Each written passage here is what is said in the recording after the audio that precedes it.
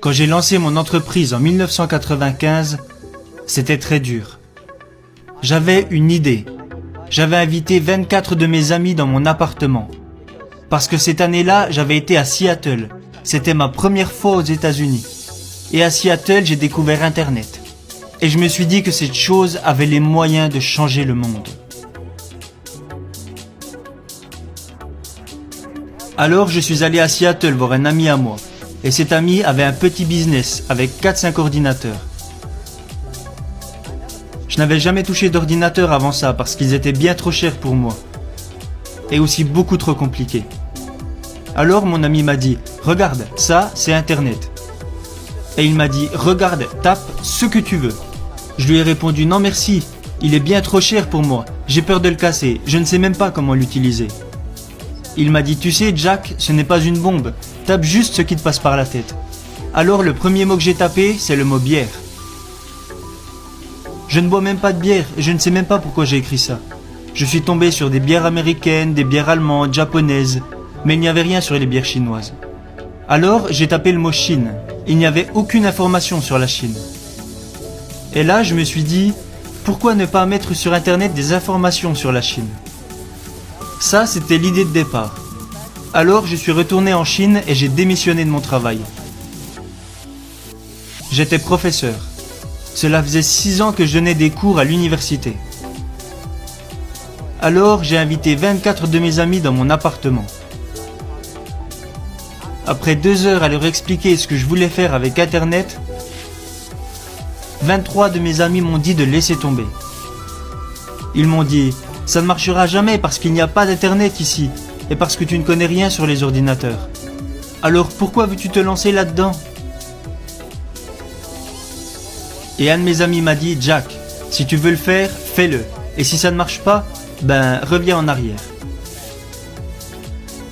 Et après y avoir pensé toute la nuit, je me suis dit « Je vais le faire. »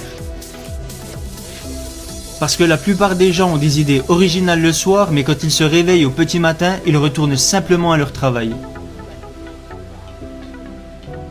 On se devait de faire les choses différemment. Alors à partir de ce moment, j'ai lancé mon entreprise avec l'aide de 2000 $ que m'avaient donné mes amis. C'est comme ça que tout a commencé.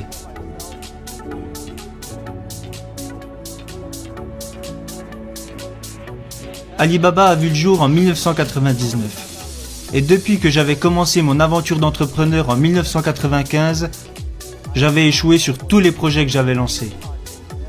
Alors, en 1999, j'ai eu une idée. Et je me suis dit, la Chine s'apprête à rejoindre l'économie mondiale. Et beaucoup de produits fabriqués en Chine vont se vendre en dehors de nos frontières.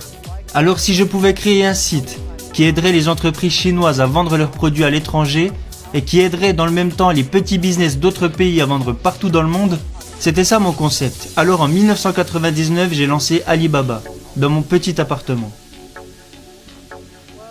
Les 2000 $ qu'on m'a donnés provenaient principalement de mes parents et de quelques amis. En cumulant tout, ça faisait environ 2000 $. Mais vous savez, quand j'ai lancé une levée de fonds, même celle que nous avons faite sur la bourse de New York où nous avons levé près de 20 milliards de $, j'ai dit aux investisseurs, notre ordre de priorité est numéro 1, nos clients, numéro 2, nos employés et numéro 3, nos actionnaires. Et les gens me disaient que ça allait à l'encontre de la philosophie des investisseurs américains. Un des investisseurs m'a même dit « Jack, vous savez, si j'avais su que nous étions 3e dans l'ordre de vos priorités, je n'aurais pas acheté d'actions. » Je lui ai répondu « Eh bien monsieur, s'il vous plaît, vendez-les. » Parce que je crois qu'il y a énormément d'argent dans ce monde. Il y a même trop d'argent dans ce monde. Et nous voulions seulement l'argent de personnes qui croyaient en notre vision et en notre mission. Parce que pour moi, si le client est heureux, les employés sont heureux et l'actionnaire sera lui aussi heureux. Mais si l'actionnaire est heureux d'abord, cela ne veut pas dire que le client et que l'employé seront heureux.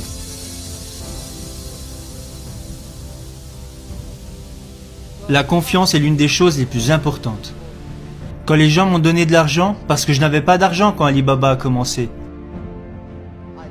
il y avait 18 associés dans mon appartement et j'ai dit à tout le monde « Mettez toutes vos économies sur la table, gardez seulement de l'argent pour avoir 10 mois d'avance sur la nourriture et le loyer. » Et n'empruntez pas d'argent à vos amis ou à votre famille, parce que je ne veux pas mettre vos parents ou vos amis à la rue à cause d'Ali Baba.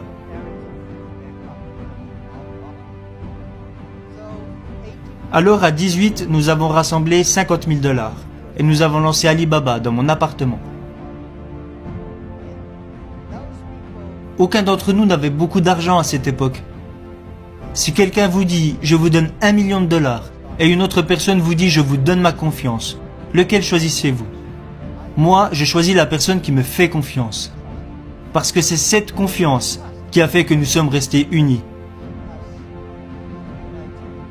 Ces 18 associés m'ont fait confiance, et parce qu'ils m'ont fait confiance, je me devais d'être loyal envers eux. Et loyal envers la mission que nous avions. Je pense que beaucoup d'entrepreneurs se trompent. Je déteste que les gens travaillent pour moi. Je veux que les gens travaillent pour la mission que nous avons en commun. Je ne veux pas que les gens travaillent pour moi.